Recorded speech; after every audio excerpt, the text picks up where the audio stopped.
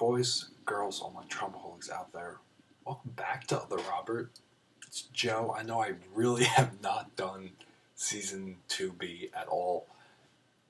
Quite frankly, it just wasn't appealing to me until last week.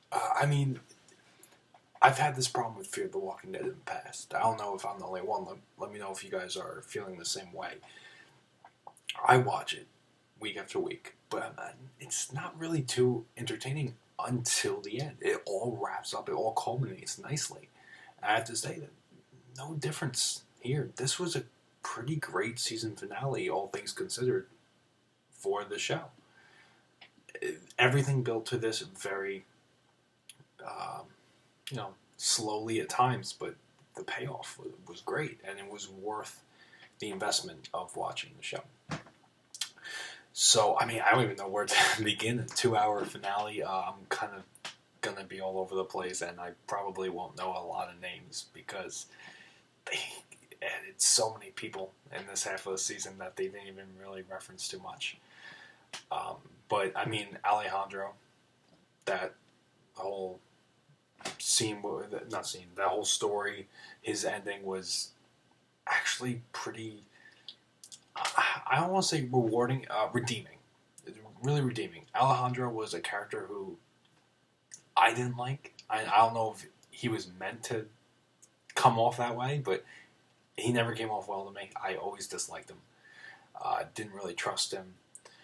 And he kind of redeemed himself. In the end, he made the ultimate sacrifice. It was great. And he did it for his people. It made sense with the character, and it made sense that everything he was doing was for him, but it was also for them to a point. So for him to sacrifice himself like that was pretty great storytelling from that character's point of view in terms of his arc. But wow, Chris, wow.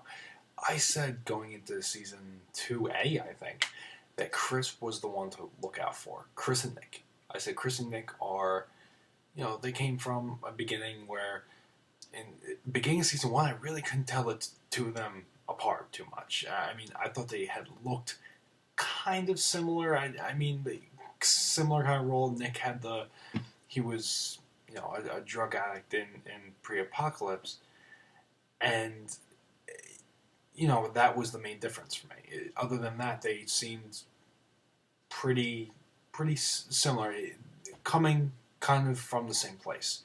But then the apocalypse changed them, and I don't know if it's changed them as much as you really got to see who they really are. And Nick and Chris became two totally different characters.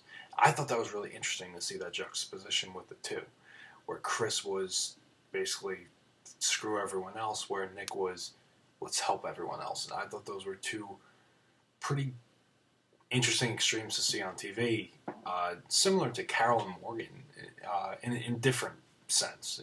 They have their specific kind of thing in terms of killing people.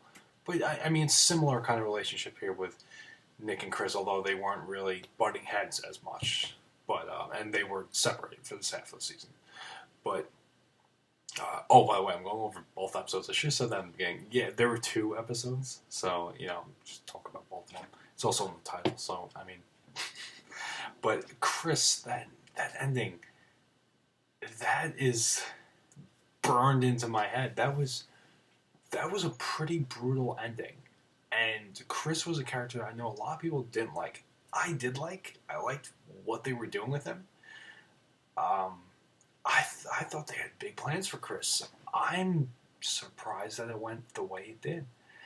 And, it's, call it what you want, karma, poetic justice, whatever you want to call it, but Travis was with all of them, and he was, kind of saying, in a way, be like me, and he's the only one still living out of all of them.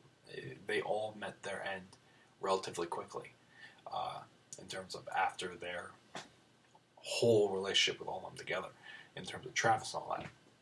So Travis is the only one still alive out of all of them. But just that flashback scene where you see Chris actually die, that was brutal to watch. That was, I mean, we've seen some pretty brutal deaths in terms of The Walking Dead.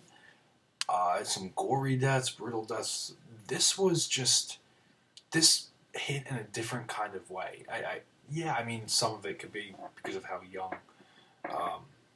Chris wasn't too young. We've seen younger with Walking Dead with Lizzie and that whole thing, but it's just this hurt not hurt, but this hit in a completely different light. And I think the fact that it was a flashback presented the scene in a completely different light, and tonally made the death feel a lot different. Chris was. It made sense with these characters that it wound up like that. That it was kind of a not even having enough respect for Chris to give him a current death. It was kind of like a flashback. I don't know. I'm kind of fumbling here. It's because it's still kind of. I'm still trying to process that. I mean, I guess that's what I'm trying to say.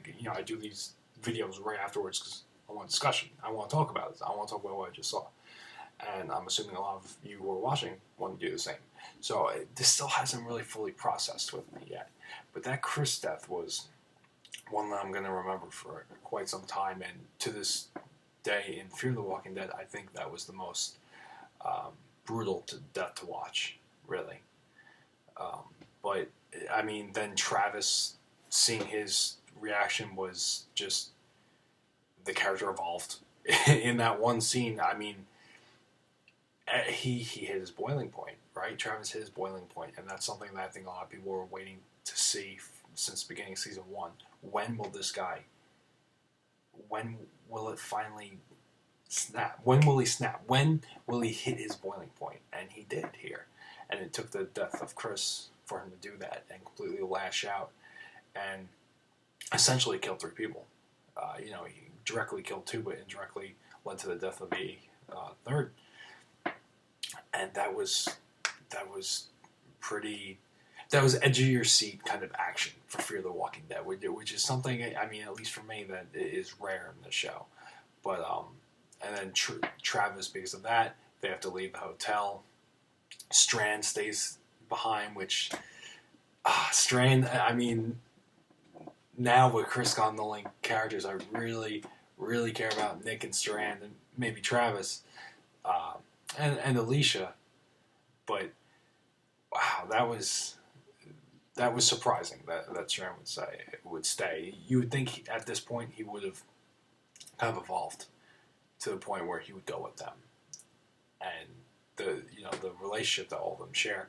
But it was kind of heartbreaking to see him not go. And I mean, I'm not going to continue on too much more. Just that last scene, pretty big cliffhanger to me. Not like Walking Dead season 6 cliffhanger, but pretty big cliffhanger with what's going on with the border. That was pretty surprising. I thought Nick was going to die right there. I thought they were going to kill off Chris and Nick essentially in the same finale type deal. That would have been something. I thought they were going to. Nick might not even be safe yet. I think he's safe in terms of I don't think his character will be killed off as soon as we get back in season 3. But I mean, anything can happen. That was a pretty surprising ending. I'm curious to see where they go with that whole border situation. And Ophelia especially went to the north as well. She crossed the border as well. So where's she in relation to everything else? Are these the same people that were shooting at her? Was the guy who found her part of what this was? It's making it seem like kind of...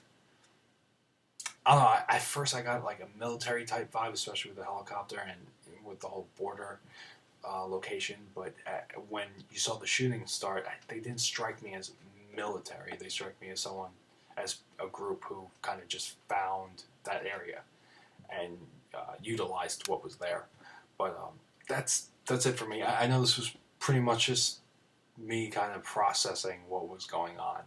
But I want to talk about this with all of you guys, and we'll kind of we'll continue the dialogue here.